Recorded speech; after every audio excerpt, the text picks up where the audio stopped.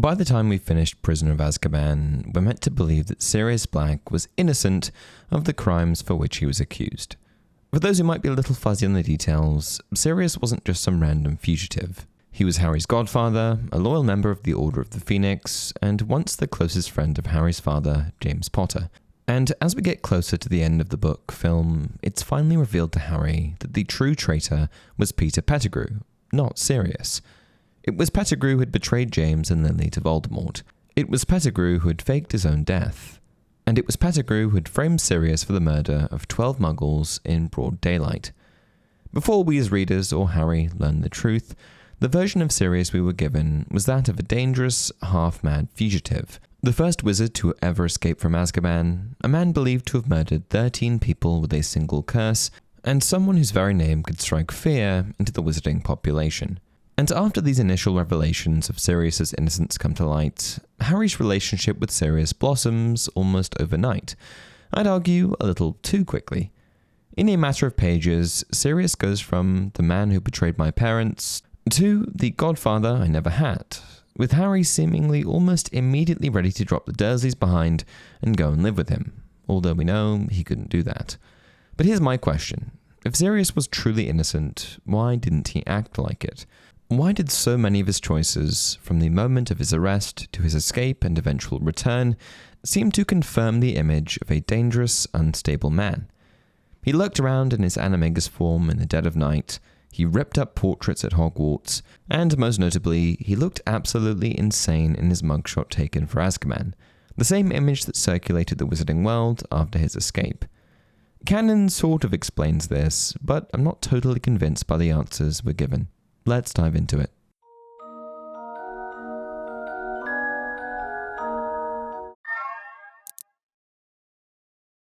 Hey everyone, welcome to another installment of Harry Potter Theory.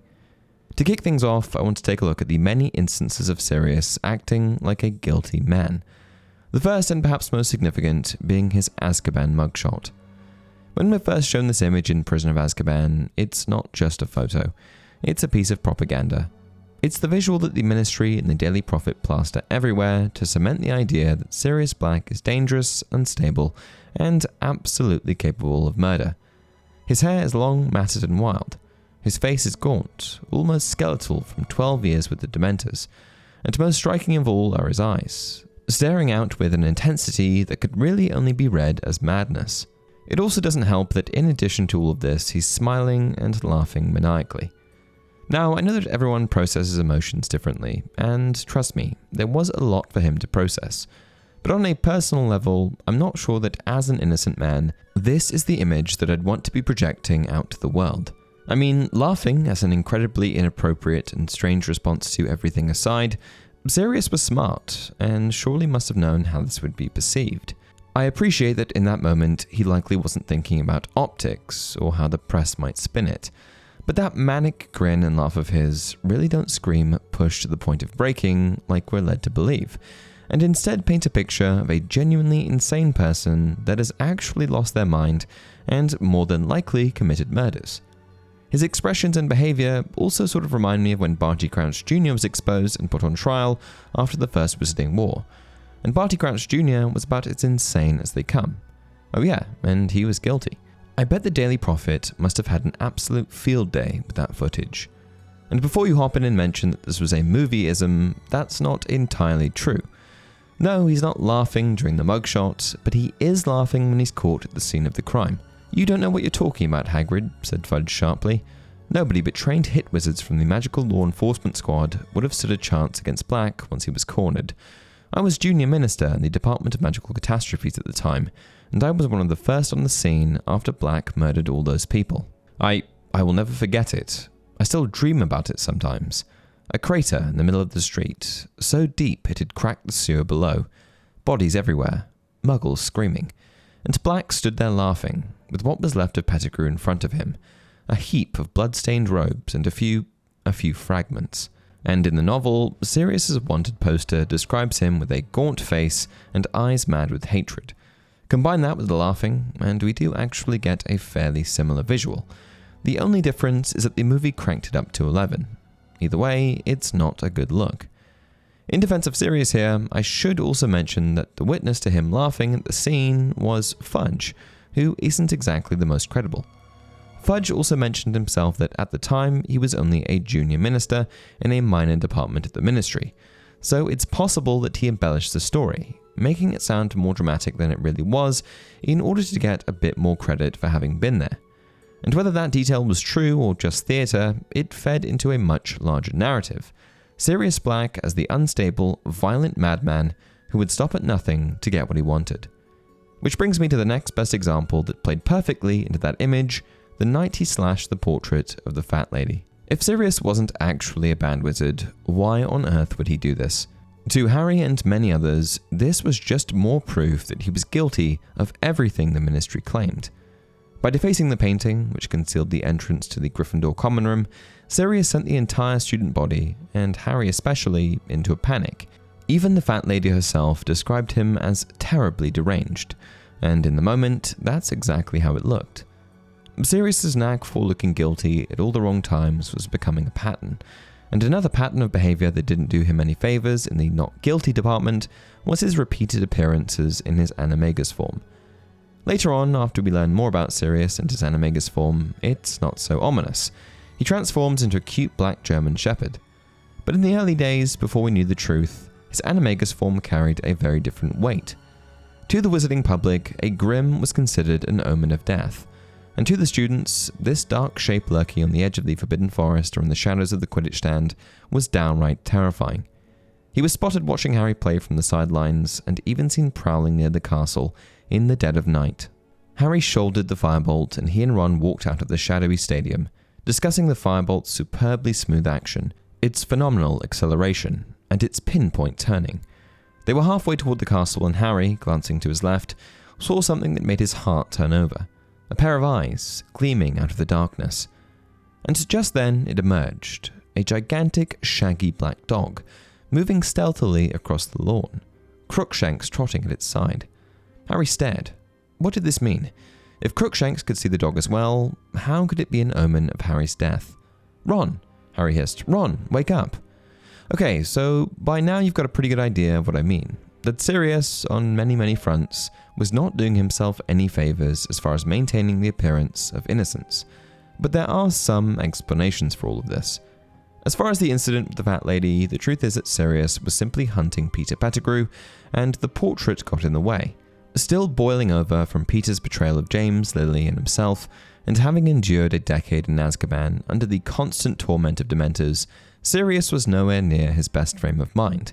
Add in the fact that he'd spent many of those years in his animagus form to shield himself from the Dementors' effects, and it's easy to see how he might have been, let's say, a little feral. As a former Gryffindor, Sirius knew the common room entrance was concealed behind the fat lady's portrait, but no longer being a student, he had no way of knowing the password.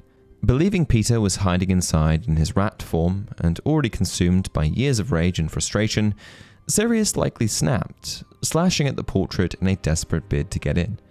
It didn't do much for his image, but you've got to give him a little leniency here, as he had just spent 12 years in the world's worst prison for a crime he didn't even commit. The canon explanation for him being caught maniacally laughing at the scene of the crime, however, is not quite as direct. Unfortunately, when Sirius was initially caught for his alleged crimes, he sort of sealed his own fate, as instead of pleading his innocence, his first reaction was to burst out laughing. With a pile of dead muggles and the index finger of his friend in front of him, Sirius should have taken this situation very seriously. But in times of extreme stress, it's hard to predict how one will react. And the common explanation here is that Sirius, unable to process everything that had just happened, had a mental breakdown. The Potters were dead, he had just witnessed the murder of 12 muggles, his childhood friend Pettigrew had changed allegiance, and from that point onward, he would have to live knowing that it was he who made the recommendation to make Pettigrew secret keeper. Sirius was possibly the main reason that the Potters had died, and he couldn't process everything that had just happened. Because Sirius and the Potters had never revealed to anyone else the change in secret keeper, from the outside it honestly looked as though Sirius had first given up the Potters' location to Voldemort, then murdered a bunch of muggles, then killed Pettigrew. Things didn't look good for Sirius, and when Fudge showed up to the scene of the crime and witnessed Sirius laughing, he looked like a crazed, murderous lunatic that was truly befitting of the crimes that had just been committed. But of course, the canon explanation isn't that Sirius was laughing out of crazed, bloodthirsty delight in what had just happened. He wasn't reveling in murder. He was laughing because, in that instant, the sheer absurdity and hopelessness of his situation hit him all at once. Peter had slipped through his fingers, his best friends were dead, and now, standing over the wreckage, Sirius knew the truth would never be believed. That laugh, in context, wasn't joy. It was a breaking point, a release of every ounce of rage, grief, and disbelief he'd been carrying. And while it might have looked defiant, it was in truth an expression of pure despair, a complete emotional collapse. However, to anyone watching, and especially in the retellings that followed, it looked exactly like the unhinged reaction of a man who'd just committed mass murder and didn't regret it for a second. Now, before we continue any further, I do want to explicitly mention that I do believe that Sirius Black was innocent, and that the version of events we were given in the books is in fact accurate. However, there are some unusual aspects of his behavior that I want to explore further.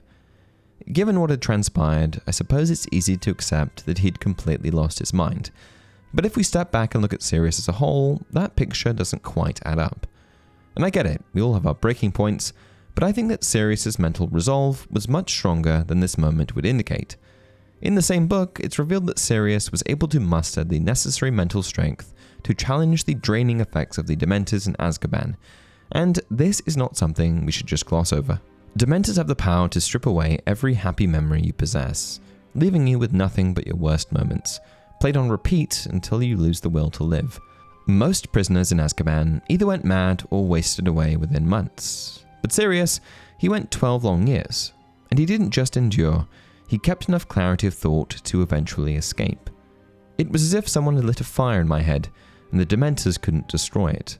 It wasn't a happy feeling, it was an obsession, but it gave me strength, it cleared my mind. And he explains that it was his obsession, clinging to his innocence and his mission, that helped him maintain that mental clarity. And to me, this reveals the mindset of a focused and resourceful survivor, not a broken one. As far as what this means for Sirius laughing, I'm still not sure. Maybe I'm giving him more credit than he deserves, but I think all of this is worth considering. And one thing I know for certain is that in the case of Sirius, no one is more guilty than Cornelius Fudge. It was Fudge who found him at the scene of the crime, and it was Fudge's account that fast-tracked Sirius straight to Azkaban. No trial, no questioning, nothing. And given Fudge's bottom-feeder nature, I'd be willing to bet serious galleons that he embellished Sirius's behavior to serve his own ends, painting himself as the capable junior official who apprehended the ministry's most dangerous criminal.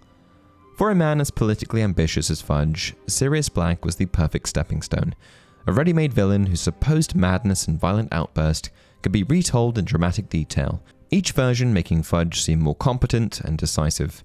The truth, that Sirius never had a chance to defend himself, was far less convenient for his career narrative. Anyway, those are all of my thoughts on the matter. What do you all think? Why was Sirius's behavior so consistently over the top when he was an innocent man? And did Fudge really embellish the events of that fateful evening to serve himself? Let me know down in the comment section below. Until next time, remember, it does not do to dwell on dreams and forget to live.